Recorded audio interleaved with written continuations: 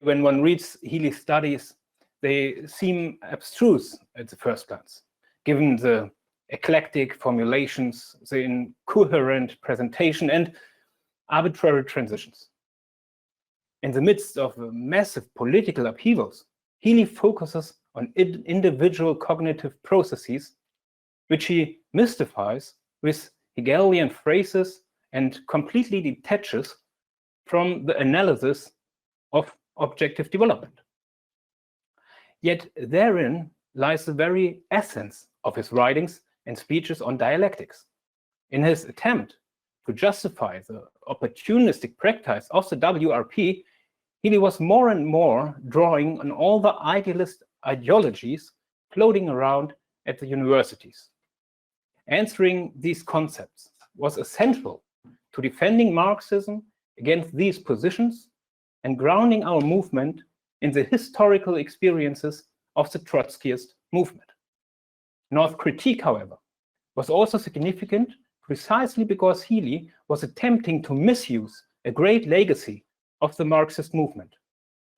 The defense of the Marxist method, dialectical materialism, to elaborate the independent line of the working class in historical development.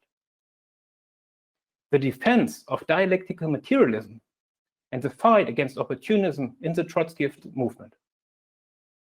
The question of philosophy and the attention the WRP gave to this was not initially of a negative character.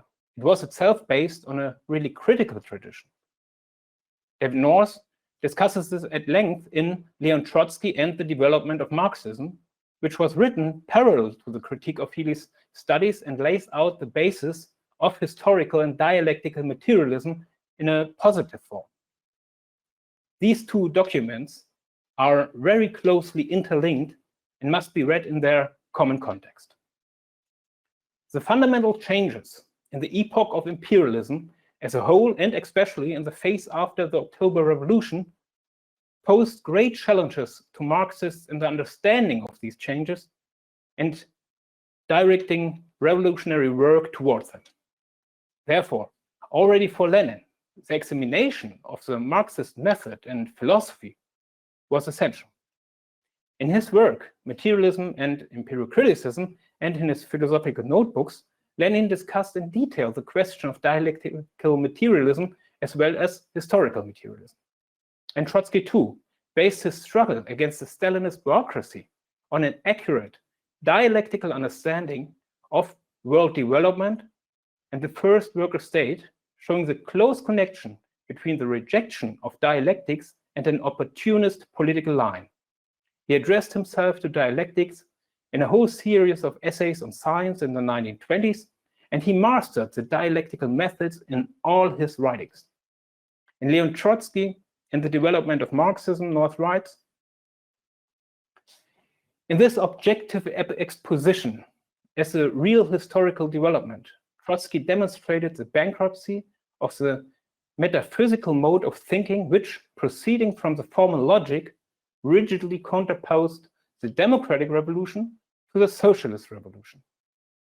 Proceeding from a concrete analysis of the nature of the epoch, the relation of the class forces and the world scale, and the specific features of Chinese society and the development of its revolution, Trotsky demonstrated how, in accordance with objective social laws, the opposites of the democratic national revolution and social revolution became identical and were transformed into one another. Trotsky's dialectical method can be studied in all of his writings. In his critique of the draft program of the Communist International, Trotsky wrote, the international program must proceed directly from an analysis of the conditions and tendencies of the world economy and of the world political system, taken as a whole in all its connections and contradictions, that is, with the mutually antagonistic interdependence of its separate parts. In the present epoch, to a much greater extent than in the past, the national orientation of the proletariat must and can flow only from a world orientation and not vice versa. In what next on Germany, Trotsky wrote brilliantly on the philosophy of the bureaucracy, and he said, the gist of the Stalinist philosophy is quite plain. From the Marxist denial of the absolute contradiction between fascism and social democracy, it deduces the general negation of the contradiction, even of the relative contradiction. This error is a typical of vulgar radicalism. For if there is no contradiction whatsoever between democracy and fascism, even in the sphere of the form of the rule of the bourgeoisie, then these two regimes obviously enough must be equivalent. Whence the conclusion, social democracy equals fascism. I mean, this is dialectical materialism in action. In his disputes with Sidney Hook and Max Eastman, and later with Burnham and Schachtman, Trotsky deliberately fought for the defense and development of the Marxist method against any pragmatic, empiricist, or agnostic position. He understood very well the close connection of the repudiation of revolutionary politics and the abandonment of dialectical materialism.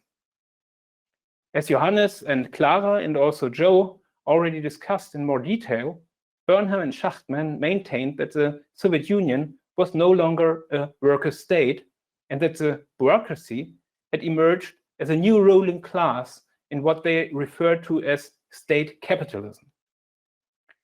Trotsky understood that this position expressed the skepticism of petty bourgeois strata towards the working class, and already in the USSR in war sharpened the questions very clearly. Behind the dispute over the sociological determination of the Soviet Union lay a completely different class axis, hostile to Marxism. Schachtman's agnostic position towards dialectical materialism resulted from his rejection of the working class as a revolutionary force, which was deeply grounded in petty bourgeois thought in the United States. In a petty bourgeois opposition in the Socialist Workers' Party, Trotsky stated, "It was absolutely necessary to explain why the American radical intellectuals accept Marxism without the dialectic, a clock without a spring. The secret is simple. In no other country has there been such rejection of the class struggle as in the land of unlimited opportunity. The denial of social contradictions as the moving force of development led to the denial of the dialectic as the logic of contradictions in the domain of theoretical thought. Just as in the sphere of politics, it was thought possible everybody could be convinced of the correctness of a just program by means of clever syllogisms, and society could be reconstructed through rational measures. So in the sphere of theory, it was accepted as proof that Aristotelian logic, lowered to the level of common sense, was sufficient for the solution of all questions." In his struggle against the petty bourgeois opposition in the SWP, Trotsky therefore devoted considerable attention to defending the Marxist method as a theoretical basis for the independent perspective of the working class. The ABC of materialist dialectics remains one of the clearest explanations of dialectical materialism, and therefore it is a very good basis to discuss the further development of these questions and the retreat of the WRP from these traditions. Trotsky explained, "We call our dialectic materialist since its roots are neither in heaven nor in the depths of a free will, but in objective reality in nature. Consciousness grew out of the unconscious, psychology out of the physiology, the organic world out of the inorganic, the solar system out of the nebula. On all the rungs of this ladder of development, the quantitative changes were transformed into qualitative. Our thought, including dialectical thought, is only one of the forms of the expression of changing matter. There is place within the system for neither God nor devil, nor immortal soul, nor eternal norms of laws and morals. The dialectic of thinking, having grown out of the dialectic of nature, possesses consequently a thoroughly materialist character. And this is, of course, the very foundation of Marxism. And most attacks on Marxism are aimed precisely as its materialist foundation, introducing in one way or another idealist concepts that give primacy to thought over being. As with Healy, this often works through the mystification of dialectics, which is why a clear understanding of materialist dialectics is significant for our discussion. And Trotsky writes in this regard very well. Dialectical thinking is related to vulgar thinking in the same way that a motion picture is related to a still photograph. The motion picture does not outlaw the still photograph, but combines a series of them according to the laws of motion. Dialectics does not belie the syllogism, but teaches us to combine syllogisms in such a way as to bring our understanding closer in the internally changing reality. Hegel, in his logic, established a series of laws: change of quantity into quality, development through contradictions, conflict of content and form, interruption of continuity, change of possibility into inevitability, etc., which are just as important for theoretical thought as the simple syllogism for more elementary tasks. Trotsky elaborates on this and explains some of these laws without the slightest mysticism. Dialectical thinking is necessary to understand things in their constant development from the lower to the higher. This is especially true of human society and its historical development through the class struggle. And this is precisely why the rejection of the working class as a revolutionary force goes hand in hand with the rejection of dialectics and historical materialism. As discussed by Thomas in 1962, the issues of 1939 and 40 re-emerged in the conflict between the SWP and the SLL on the characterization of Cuba. Again, the political opportunism of the SWP was connected with an abandonment of dialectical materialism in the name of the facts.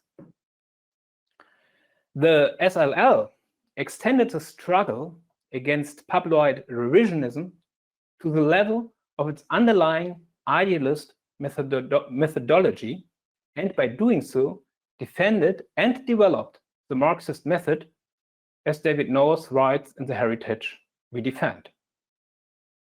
And in fact, the SLL's contribution to this struggle was considerable. As with Trotsky and Lenin, it was directly linked to the struggle against the opportunism. In Opportunism and Empiricism, written mainly by Slaughter, it was said, when we attack empiricism, we attack that method of approach which says all statements to be meaningful must refer to observable or measurable data in their immediately given form. This method insists that any abstract concepts reflecting the general and historical implications of these facts are meaningless. It neglects entirely that our general concepts reflect the laws of development and interconnection of the process which these facts help to constitute. Indeed, the so-called hard facts of concrete experiences are themselves abstractions from this process. They are the result of the first approximation of our brains to the essential interrelations, laws of motion, contradictions of the eternally changing and complex world of matter, of which they form part. Only higher abstractions in advanced theory can guide us to the meaning of these facts. What Lenin called the concrete analysis of concrete conditions is the opposite of a descent into empiricism. If one restricts oneself to mere facts as they present themselves in the given moment, one actually tears them out of their real context, as if one takes a photo out of the video, as Trotsky describes. In fact, in the interpretation of these immediate facts, categories themselves come into play which are not conscious. But the development of correct and conscious categories is itself part of knowledge and part of scientific work. And the central category of Marxism is class struggle.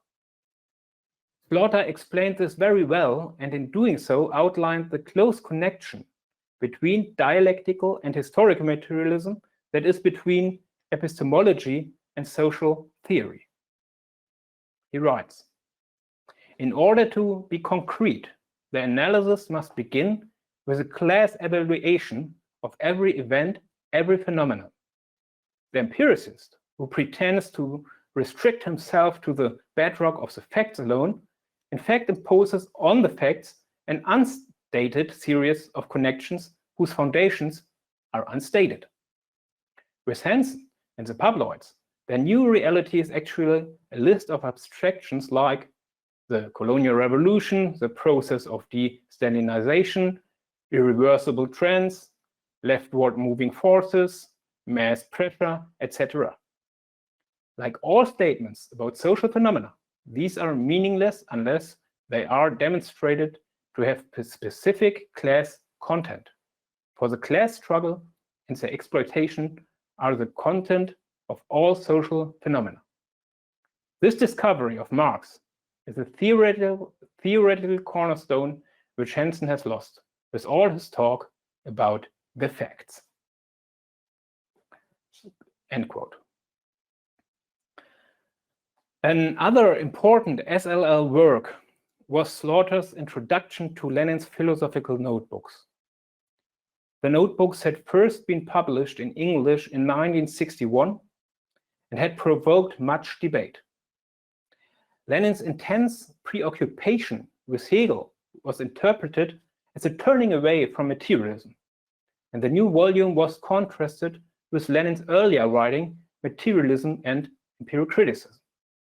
Slaughter responded to these slurs and pointed out that Lenin always distinguished between the idealism of Hegel, which Lenin furiously rejected, and the actual advances made by Hegel in his critique of Kant and development of dialectical logic. He showed that the rigid demarcation, which is now so often made between the pre-Hegelian and post-Hegelian phases of his political life, are quite wrong, and that rather there is a really dialectical development in Lenin's own work. Slaughter also underscored that Lenin's notebooks have to be studied in direct connection with his major works at this time, including Imperialism, The Collapse of the Second International, and Socialism and War, in which he applied the method of dialectical and historical materialism against the revisionists. As David North put it in his biography of Slaughter, Slaughter's work, published originally in 1962, was a major contribution to the struggle for dialectical materialism within the Trotskyist movement, and it remains to this day perhaps the best exposition of the general features of the dialectical method. There is not any attempt to obscure the role of dialectics through recourse to pretentious and mystical language. The central points are clear. Man thinks with the aid of concepts, but these concepts are not fixed, but reflects constantly changing reality. The development of our revolutionary concepts is a reflection of the changes in the material world, the essence of which is penetrated by the party in the course of its struggle to prepare and lead the socialist revolution. At each stage of its revolutionary activity within a capitalist world that is constantly changing, the Marxist Party seeks to discover the inner laws of the world crisis. The dialectical movement has to be extracted from the world itself and expressed in the concepts that are arrived at only as a result of protracted scientific work. End quote. Slaughter directed this materialist concept directly against the empiricism of the SWP. He wrote, "The essence of the history of the proletarian revolutionary movement is a conscious effort to develop scientific theory and a strategy conforming to that science. All talk about natural developments toward Marxism are an attack on the necessity to carry on this process. The empiricist believes that he can study the various parts of the social process as they present themselves from the day to day. Adding these together will then give a realistic or objective picture and international perspective.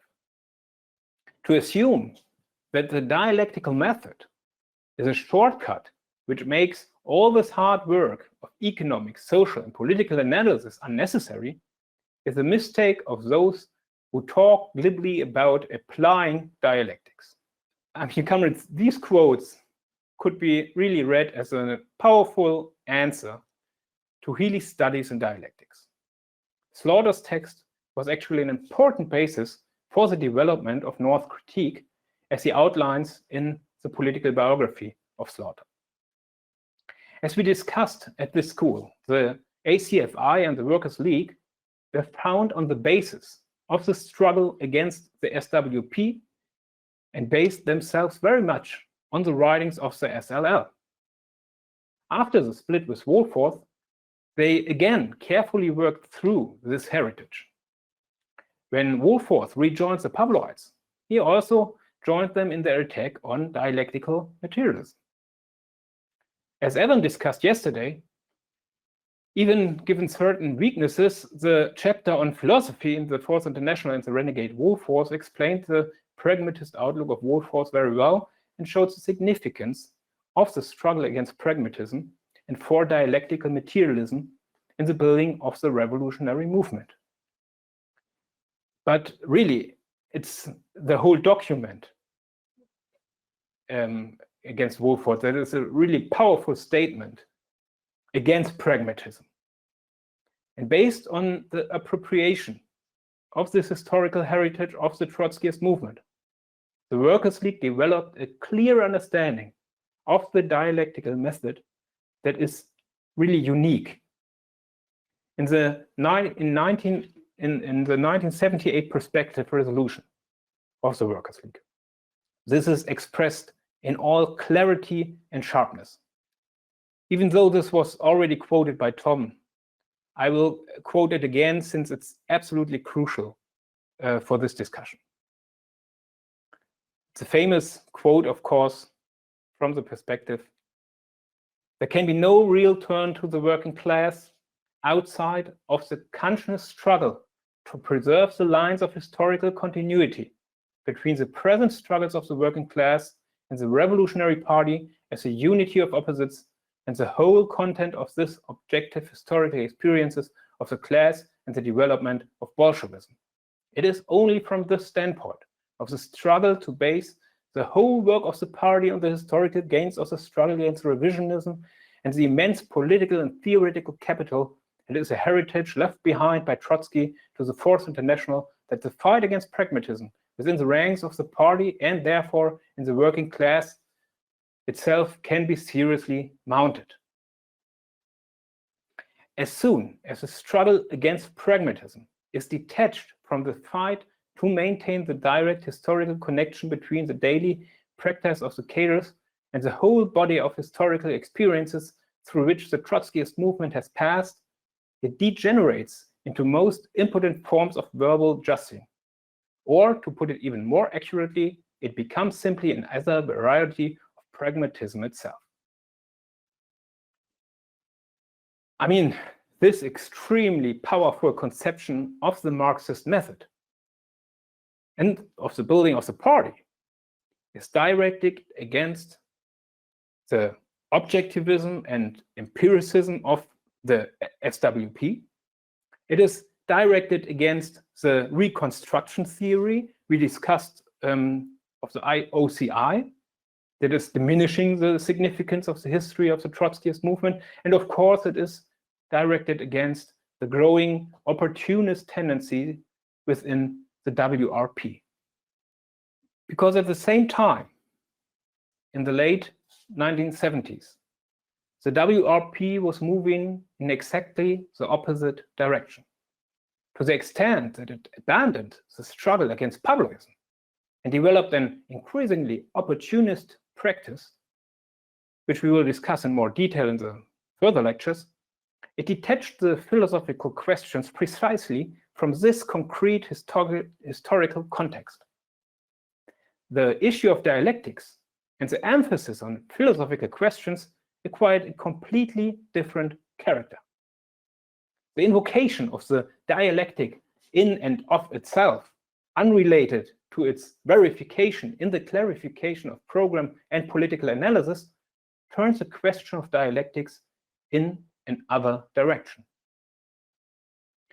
Even in its split with the OCI, which we already discussed, the SLL avoided the central political questions and instead centered on Marxist method in and of itself.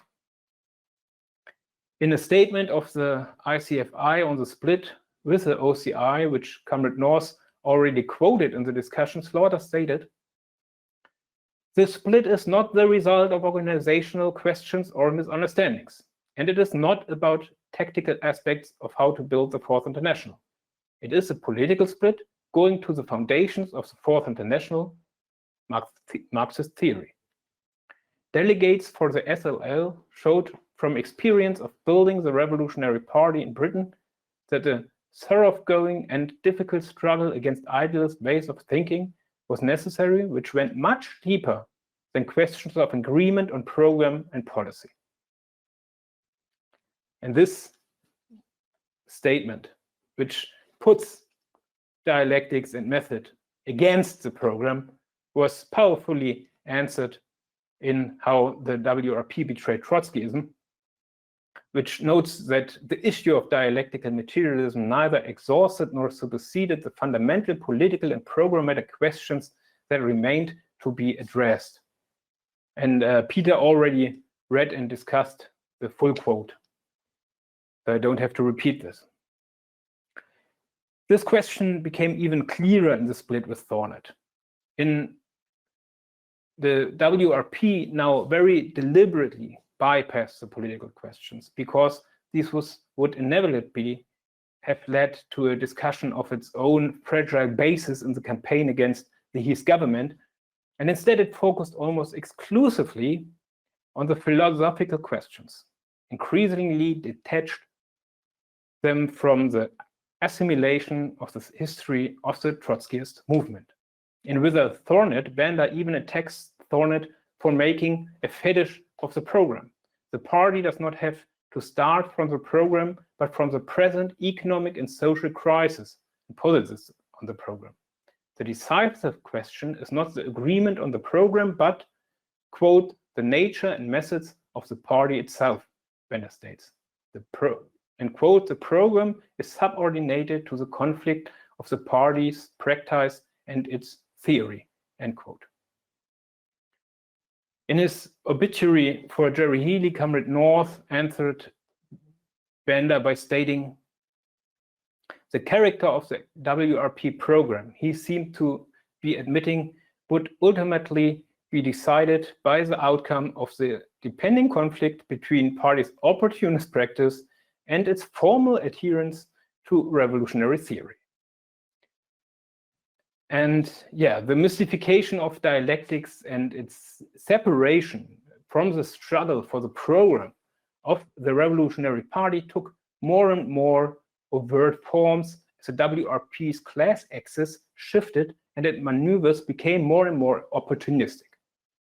University professors Cliff Slaughter, Jeff Pilling, Tom Kemp, and Cyril Smith played an increasingly important role in this shift in the party's orientation. As Comrade North writes in the Healy book, indeed, the more the theoretical work of the party became separated from and then directed against the struggle for Trotskyism, the more it became the special province of a middle-class think tank composed of the 4 professors and Healy. The status of these men in the party, based on their academic training, was out of all proportions to their actual involvement in the political work. In September 1975, the College for Marxist Education was founded in Derbyshire, which was to become the center of the attack on Marxism.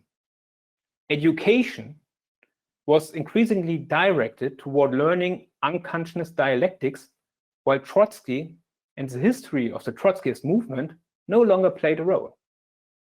David North vividly summarizes Healy's approach. Healy's method of lecturing consisted of extended introductory remarks, which generally dealt with the problems which had arisen in the work of the WRP. Up to this point, the audience followed Healy with lively interest. Then he invariably turned to the blackboard and began drawing diagrams with supposedly represented stages in the cognitive process and manifested in the categories of the Hegelian dialectic. It was not long before the entire audience was utterly bewildered, having lost track of where semblance ended and appearance began, or what stages finite became infinite and something turned into its other. Matters were not made any easier by the fact that Healy never drew the same diagram twice and one could never predict which certainty whether actuality would show up before existence or the other way around.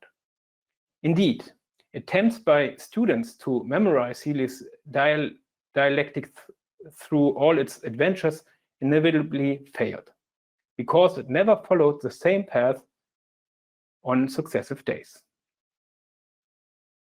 I think this gives a very good picture, and Comrade Healy also reported some of this. But this, of course, had a very profound political logic. In June 1980, under the cover of introducing a new and eccentric branch agenda, Healy sought to establish a constitutional foundation for pragmatic impressionism in the day-to-day political work of the WRP. This was clearly outlined in a letter to all branch secretaries written on June 14, 1980 by Healy. The purpose of this letter was, according to Healy, quote, to train comrades in what is best described as the unconscious use of the dialectical method, just as one performs many skills and activity without necessarily being conscious that one is doing so. Consciousness of theoretical abstractions comes later when we begin to think and analyze what we have been doing, end quote. In the WRP Betrayed Trotskyism, this is answered in the following way and very powerfully. In other words, Healy had discovered that one could act as a Marxist without being conscious of it, some 20 years after the great American pragmatist Joseph Hanson had proclaimed this discovery to the world. And of course, this was a clear return to populism. Goes further, how would this discovery assist a party member obliged to analyze a complex development in the political situation, such as the declaration of self-determination by the Turks on the island of Cyprus, the permissibility or impermissibility of providing critical support to bourgeois nationalists, or, to provide an example from contemporary events, the signing of the Anglo-Irish deal. For such developments, do we need consciousness of theoretical abstractions before or after we complete our analysis and decide what we should do? The answer to this question was given by Engels long ago when he wrote that the art of working with concepts is not inborn and also is not given with ordinary everyday consciousness, but requires real thought, and that this thought similarly has a long empirical history. Healy no longer wrote about political developments or the revolutionary perspective. He concentrated solely on dialectics. One article, Hegel, Marx, Lenin, is a good example. He completely left out Lenin's political fight, his analysis of the state and imperialism, and turned dialectical materialism into a tool for individual cognition. Again, he repeats his mantra that the greatest crime would be to impose abstract thoughts upon the external world. He said, "Great care has to be taken not to impose any abstract thought interpretations upon the external world. Its independent properties must be allowed to build up in the mind and not have some premature abstract thought imposed on these, as yet concealed and unknown properties. Training and using our senses probably means to avoid imposing thought images upon the external world." And that was, of course, a very anti-theoretical position. And it was totally directed against the connection between practice and the heritage of the Trotskyist movement. North answered this method in his biography of Healy very well. These abstract thought interpretations and thought images against which Healy inveighed were, in fact, the theoretical and political conceptions of Leon Trotsky. At lectures given by Healy, students who cited the works of Trotsky and other great Marxists and sought to relate their teaching to contemporary events were generally denounced for using empty word forms and imposing dead abstractions upon living reality. Party members who spoke of applying the dialectical method to the study of objective reality could expect to be sharply rebuked. Marxism could not be applied, Healy insisted. It could only be abstracted from nature. David North describes the political line of all the sophistry very, very well. He writes, "All the attempts to analyze political events, or still worse, to foresee their probable lines of development, were angrily dismissed as idealist speculation and propagandist image-making. It was Healy insisted an unpardonable error to predetermine the movement of the external world, which is the essence of science, actually. Such outbursts were intended to justify the WRP's blossoming alliance with all sorts of political scoundrels. The new friends of the WRP, like Ken Livingstone, Ted Knight, Bill Skurs, and Arthur Scargill, and others, were no longer to be exposed as the representatives of definite political tendencies who serve clearly definable class interests. Instead, their political evasion and outright betrayals were to be rationalized as moments of a contradictory development or as manifestation of the conflict of the old form, opportunist treachery, with the emerging content, revolutionary movement of the working class as it reflects itself inside the trade unions and Labour Party leadership. No conclusion were to be drawn as the objective logic of their politics. Rather, they were to be seen dialectically as individuals whose concealed and unknown properties might evolve in a manner which could not be theoretically anticipated. Healy's supply of cynical sophistries to excuse the opportunism of the WRP was inexhaustible. And that really gives us an understanding of what really was going on and what purpose all the sophistry had. In Slaughter's letter to David North from December 1983, Slaughter showed how these conceptions were concretely used to suppress any discussion and attack of revolutionary principles. Slaughter said, "Your own heavy emphasis on the political independence of the working class, backed by a quotation from In Defense of Marxism, will become a weapon in the hands of all those who retain the mark of pragmatism, because it will be treasured by them as something more concrete than the explicit struggle to develop and comprehend the categories of dialectics as a method for that life and death matter of grasping the rapid and all-sided developments thrown up by the world crisis. We must be absolutely explicit and firm against all enemies about where we stand on Trotsky's conclusion about the struggle and the American Party. Comrades, compare this to Slaughter's earlier writings.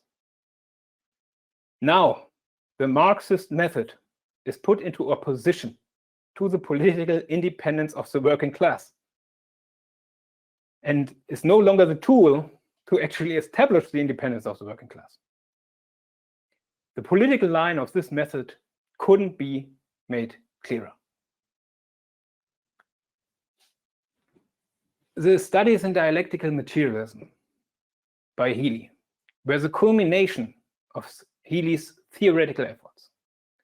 After David North's devastating critique, Healy published virtually nothing more. But of course, the studies and their concepts continued to be the lubricating oil of the WRP's opportunism and covered fractional struggles. In How the WRP Betrayed Trotskyism, the studies are characterized as follows. In reality, Healy's method was a gross distortion of scientific dialectics, which betrayed a complete lack of understanding of either the philosophical work of Hegel or Marx. The actual content of Healy's theory of knowledge, which claimed to trace a dialectical transition from individual sense perception to abstract thought and practice, amounted to nothing more than a glorification of the individual process through which he translated his own pragmatic intuition into various party activities. And ought to deduct, in the worst sense of the word, Healy came to believe that the memorization of a few Hegelian categories in proper sequence provided a master key to universal knowledge.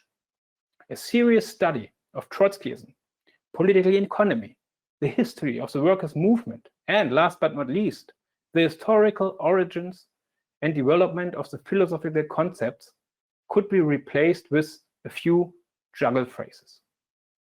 I think, comrades, the foregoing has shown how important it was to answer this. The studies by Healy were a central mechanism for suppressing the political questions and justifying opportunist practice. At the same time, they represented a complete distortion and defilement of the rich theoretical heritage of the Trotskyist movement that needed to be defended against this. As we have shown already with Lenin, the struggle against revisionism was linked to the struggle for dialectical and historical materialism, likewise with Trotsky and with the early SLR. And this struggle was now continued and developed by the Workers' League and by David North, and it also had to be directed against the idealist conceptions elaborated by Healy. North's critique was not simply about Healy, but about defending Marxism against all the conceptions of the Frankfurt School, existentialism, and postmodernism that dominated the universities and which Healy unconsciously used. As David North noted, while the mystical presentation often rendered Healy's lectures unintelligible, it would be wrong to assert that his lectures were simply nonsensical. Rather, Healy's theoretical conceptions were an eclectic mixture of various strands in bourgeois subjective idealist philosophy of the late 19th and early 20th century. As Healy departed from Marxism and its study of the development of social consciousness as a historical process, his fixation with an individual's cognitive activity came to resemble different trends in contemporary bourgeois phenomenology. This resemblance was that of a caricature. In the course of his lectures, unintegrated elements of the conceptions of bourgeois thinkers as varied as William James, Edmund Husserl, Alexius Menon, and even Maurice Merleau-Ponty would unexpectedly announce themselves. Healy was, it goes without saying, entirely unaware of this. Those who are in the process of descending into revisionism are rarely conscious of the bourgeois intellectual trends which are the agents of their theoretical degeneration. North's critique was based on a deep understanding of Marxism as created in the Workers' League through the assimilation of the central struggle of the Trotskyist movement. It was based on a thorough working through of most of the text we have discussed so far, especially in defense of Marxism and Slaughter's article on volume 38, also the early works of Marx. At the same time, the detailed critique of Healy's studies formed the basis for a tremendous development of the theoretical work of the International Committee. At the heart of North's critique is Healy's attempt to justify his idealist conception by drawing on Hegel and ignoring Marx's development of materialist dialectics. As North writes, Comrade Healy's studies in dialectical materialism suffer from one decisive defect. They essentially ignore the achievements of both Marx and Lenin in the materialist reworking of the Hegelian dialectic. Thus, Hegel is approached uncritically, essentially in the manner of the left Hegelians against whom Marx struggled. In approaching Hegel in this manner, the distinction between materialism and idealism is not only effaced. Comrade Healy explicitly passes over to idealism in expounding Hegel as a left Hegelian. North undertook an intensive analysis of the studies, which is demonstrated in dozens of passages. I can just bring some examples here. First of all, Hegel is put on the same historical line as Marx, Engels, and Lenin, a founder of Marxism in whose spirit revolutionary cadres are trained. The principle of objectivity is proclaimed to be the basic difference between materialism and abstract idealism, rather than the primacy of matter over thought, which Engels explains very well. The thinking body is substituted for the social man. And the theoretical notion is presented as the external world itself, which is clearly idealism. In all these examples, the core issue is that Healy detaches cognition from the social, historically developing practice of human beings, and thus adopts an idealist position. But the materialist reworking of Hegel's dialectic was precisely the great achievement of Marx and Engels, and is a whole basis of Marxism. I mean, Hegel's philosophy was unquestionably an enormous advance. Compared to Kant, he understood that man can cognize the objective world, that this cognition takes place in a continuous development from the lower to the higher. He provided a monumental historical analysis of this development and set forth the very dialectical laws in which this development takes place. But Hegel remained an idealist. For him, the objective world and the historical development were only the manifestation of the world spirit, which is then again realized by the knowledge of man. The only practice he knew was the practice of cognition. Therefore, the connections he drew were those of abstract logic, as North well explains. In Marx's critique of Hegel's philosophy of law he explained the fundamental weakness of his idealist dialectics. In every area of concrete study to which Hegel turns his attention, we always have before us the logic. Thus, the movement always proceeded from thought, and therefore the connections are those of the abstract logic, as he explained in relation to Hegel's treatment of the state. The transition is thus derived not from the particular nature of the family, etc., and from the particular nature of the state, but from the general relationship of necessity and freedom. It is exactly the same transition as is effected in logic from the sphere of essence to the sphere of the concept. The same transition is made in the philosophy of nature from inorganic nature to life. It is always the same categories which provides a soul now for this, now for that sphere. It is only a matter of spotting for the separate concrete attributes the corresponding abstract attributes. And Marx and Engels overcame this mysticism and peeled the rational core out of Hegel's logic. The objective world was not a manifestation of the world spirit, but the spirit, or the social consciousness, was a product of man's social practice, which itself moved from the lower to the higher. The laws of this movement could not be deduced from abstract logic, but only from the historical analysis of these objective processes themselves. With the development of dialectical materialism, Marx and Engels did not simply change Hegel's idealistic views into materialistic ones, but carried on an intensive scientific work, which most closely connected with the development of historical materialism, so the social theory of Marxism.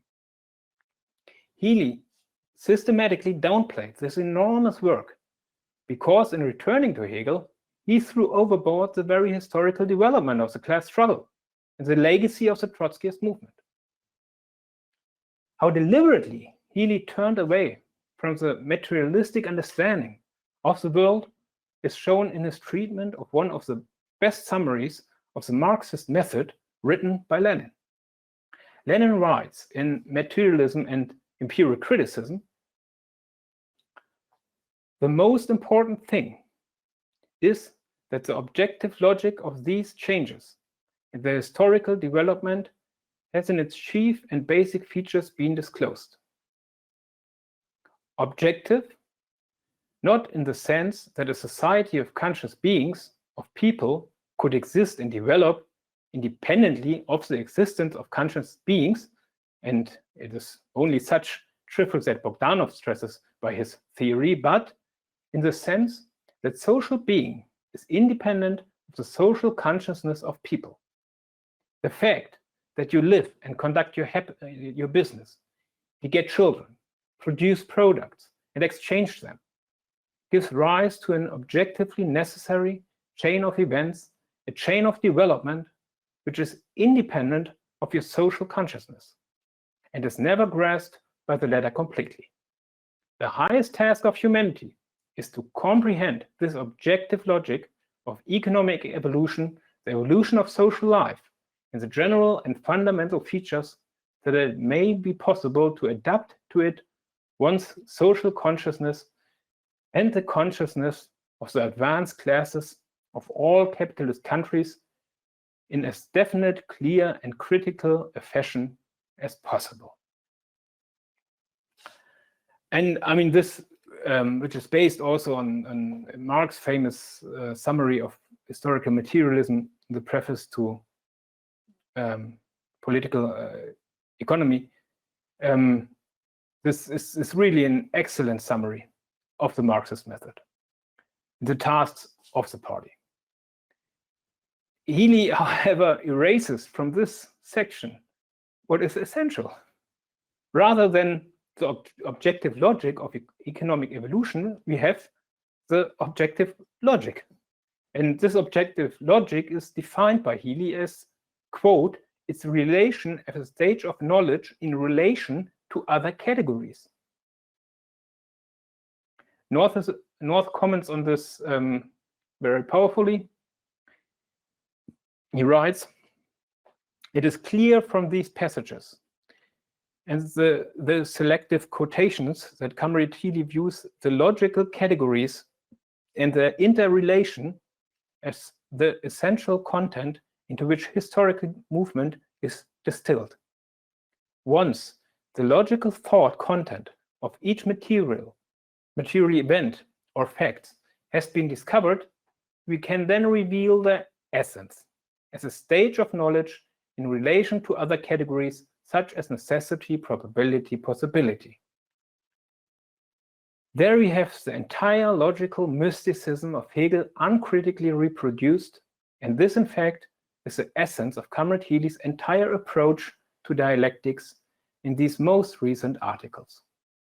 Everything becomes a matter of following the sequence of the categories of Hegel's logic. The material content is to be developed out of the logic rather than, as Marx insisted, the logic out of the content. On the basis of this concrete analysis of all the idealistic conceptions Healy is developing in his studies, North presents a very clear understanding of Healy's main theoretical conceptions, which are repeating the greatest errors of the young Hegelians. It is this very idealist procedure which Comrade Healy employs in effecting the transition from sensation to consciousness, being, not being, becoming, cause, effect, and inner movement of negation in general are employed to explain the transition from sensation to conscious thought, as well as the movement of the volume form.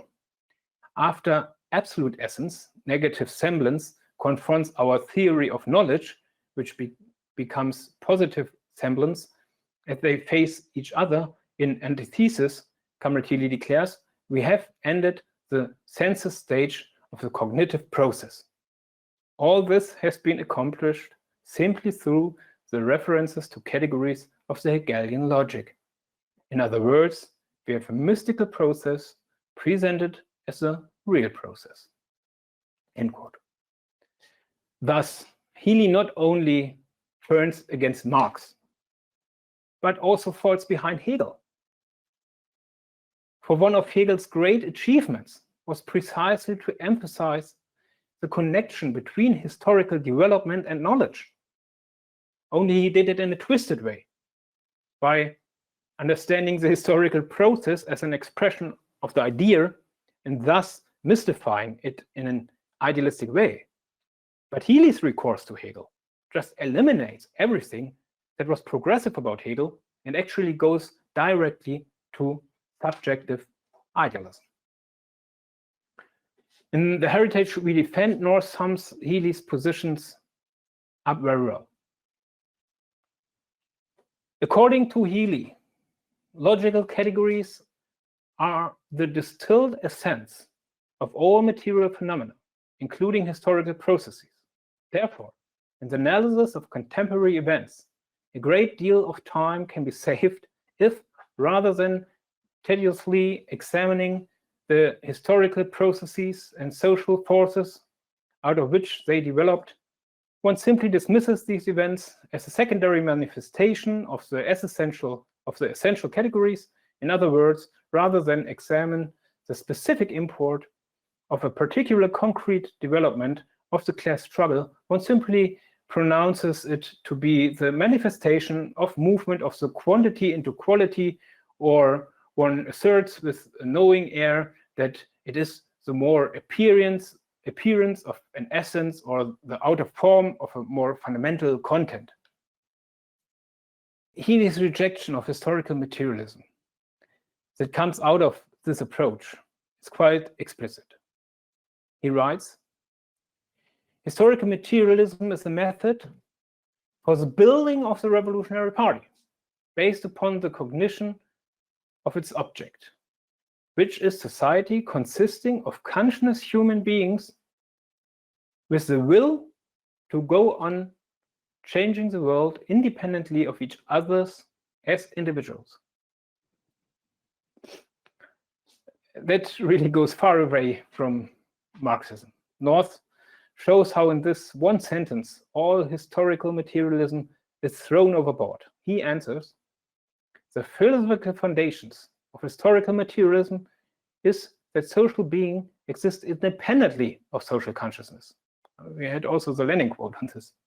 The reference to conscious human beings muddles everything and is directly opposed to the very conceptions advanced by Lenin in volume 14, which Comrade Healy praises but does not understand. Lenin wrote, in all social formations of any complexity, and in the capitalist social formation in particular, people in their intercourse are not conscious of what kind of social relations they are being formed in accordance with what law they develop. Otherwise, you won't need Marxism. The reference to will is also a complete departure from historical materialism. I mean, that's that is more Schopenhauer than Marxism. History cannot be explained from either the will or intentions of man. The historical will of social man can only be understood as arising out of definite material conditions.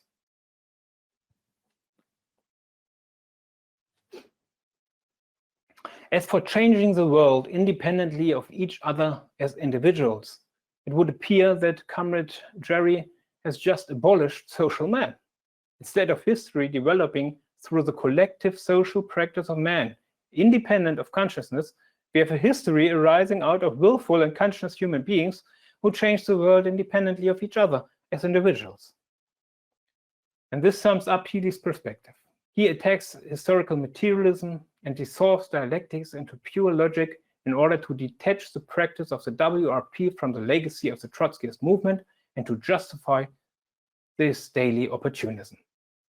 David North in Leon Trotsky and the Development of Marxism counters this with the actual relationship between dialectic and historical materialism. And this is also one of these fundamental quotes which really shows the basis of the development of the Workers' League. In the text, the text goes the following. This method is the opposite of Marxism. It studies the historical evolution of all categories and concepts, not as products of the brain, nor as emanations of an absolute spirit, but as the reflections in the minds of social men of objective properties and relations existing within nature and society. These reflections arise not in the course of passive contemplation, but, as Marx proved, as a result of objective social practice in the historically determined interaction of man and nature.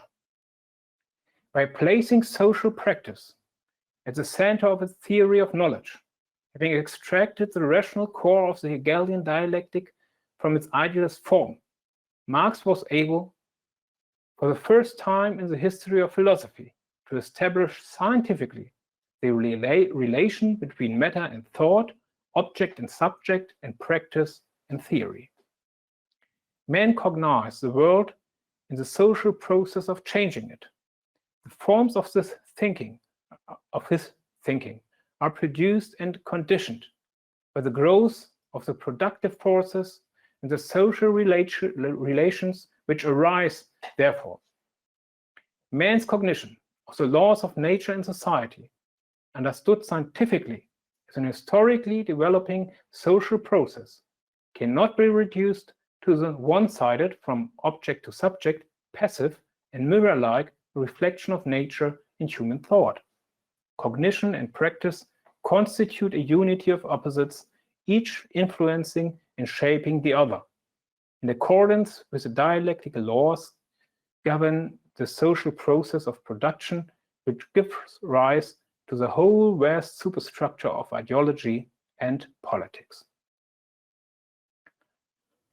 Well, comrades, I really think this basic understanding of Marxism is very much opposed to both subjective idealism and mechanical materialism, which did not take into account social practice in the knowledge of the world.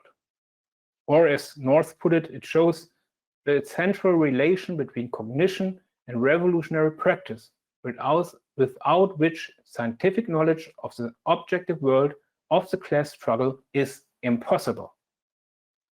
And this revolutionary practice is the history of the Trotskyist movement. Why it is impossible to separate the fight for dialectical materialism from the fight for the assimilation of the whole history of the Trotskyist movement. One can really say, therefore, Healy's efforts to replace Marxism with pseudo-Hegelian phrases to justify his opportunist practice were absolutely incompatible with the study of Trotsky's writing. Therefore, by 1978, at the latest, they had completely disappeared from the curricula of the College of Marxist Education. In his studies, Healy already quite deliberately devalues the role of Trotsky. He wrote, "When it come to dialectical materialist method and reading Hegel materialistically, Trotsky was a staunch Leninist. He walked in the footsteps not only of Lenin, but of Marx and Engels as well. And this is, as North points out, a distortion of the relationship between Trotsky and Lenin. That is diminishing Trotsky. Trotsky was a dialectical materialist, also before he became a member of the Bolshevik Party. And he didn't walk in the footsteps of Lenin, but made his own independent contribution to the development of Marxism, above all, the theory of permanent revolution." North is answering this diminishing of Trotsky in Leon Trotsky and the Development of Marxism. He says, "The speeches and articles prepared by Leon Trotsky during the first 4 Comintern congresses are masterpieces of the political literature of Marxism. As examples of the historical materialist method in action, they rank with Marx's own historical addresses of May 1871 and the Civil War in France. Such works are evergreen. But it must be emphasized that Trotsky is one of our epoch, and his writings remain irreplaceable and indispensable, not only as a theoretical and political foundation of a Marxist strategy for the world socialist revolution, but even for an intelligent understanding of the daily events of modern political life." North ends his critique with its political significance and point out how the idealistic conceptions are used to justify the more and more opportunist practice of the WRP. He makes clear that the studies brought into the open a crisis that had been developing over years within the International Committee and that marked a turn away from the struggle for Marxism. North then points to the different opportunist maneuvers of the WRP in the Middle East and other regions, which we will discuss in more detail in the next lectures. I would like to conclude the presentation of the critique of Healy studies by referring once again to Leon Trotsky and the Development of Marxism, because in it North presents the perspective that positively results from the critique with unique clarity. And that's, of course, also a very famous quote from this text. North writes, "The history of Trotskyism cannot be comprehended as a series of disconnected episodes. Its theoretical development has been abstracted by its cadre from the continuous unfolding of the world capitalist crisis and the struggles of the international proletariat. Its unbroken continuity of political analysis of all the fundamental experiences of the class struggle over an entire historical epoch constitutes the enormous richness of Trotskyism as the sole development of Marxism after the death of Lenin in 1924. A leadership which does not strive collectively to assimilate the whole of this history cannot adequately fulfill its revolutionary responsibilities to the working class. Without a real knowledge of the historical development of the Trotskyist movement, references to dialectical materialism are not merely hollow. Such empty references pave the way for a real distortion of the dialectical method. The source of theory lies not in the thought, but in the objective world. Thus, the development of Trotskyism proceeds from the fresh experiences of the class struggle, which are posited on the entire historical derived knowledge of our movement. Thus, cognition rolls forward from content to content. It races to each next stage of determination the whole mass of its antecedent content, and by its dialectical progress not only loses nothing and leaves nothing behind, but carries with it all that it has acquired, enriching and concentrating itself upon itself. Quoting this passage from Hegel's Science of Logic, Lenin in his philosophical notebooks wrote, "This extract is not at all bad as a kind of summing up of dialectics." Nor is this extract bad as a kind of summing up of the constant dialectical development of Trotskyist theory. North says. I mean, comrades, and this is the very essence of our school, I think. This is a powerful outline of the basic concept of dialectical materialism as it was developed in the Workers' League against Healy's falsifications of Marxism. It is also very much the basis of our school. This basic conception of Marxist method, developed in the Workers' League and supported by the rich heritage of the Trotskyist movement, laid the foundations for a tremendous development of the International Committee in the years since the split. As David North notes in Plekhanov and the Tragedy of the Second International, quote, "The dialectical materialist theory of knowledge holds that the concepts through which men cognize the objective world are themselves subject to change in accordance with the underlying movement of objective reality. Thus, the categories and concepts of historical materialism must not be treated as finished formula, but must be critically adopted to and enriched by the changing content of human society and the development of natural science as it discovers new properties of matter."